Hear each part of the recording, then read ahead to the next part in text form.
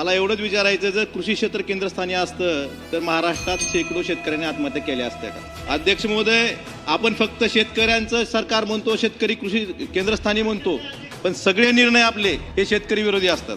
अध्यक्ष महोदय, कदाचित यामध्ये एका वाक्यात लिहिले, महाकृषी विकास अभियानांतर्गत केवळ 1 रुपयात पीक विमा योजना. सत्ताधारी पक्षातले जे सदस्य आहेत त्यातले बहुतांश शेतकरी आहेत, त्यांना हे माहित नाही का तुमच्या सरकारने 1 रुपयात पीक विमा बंद केलाय? हे तुम्हालाच माहित नाही, तुमच्या प्रस्तावाचं चुकीचं आहे. तुमचं शेतकऱ्यावर किती लक्ष आहे किंवा शेतकऱ्यांसाठी तुमची आत्मीयता किती आहे ह्यातून दिसून येते. तुम्हाला माहित सुद्धा नाही तुमच्या सरकारनं 1 रुपयातला पीक विमा बंद केलाय आणि तुम्ही तर लिहिताय 1 रुपयात पीक विमा. म्हणजे शब्दाचा कसा हे दिला होता कशाला सांगाल? माहित होतं दिला होता, ह्याच्यावर तुम्ही मतं घेतली, कधी देणार आहोत, का बंद केला?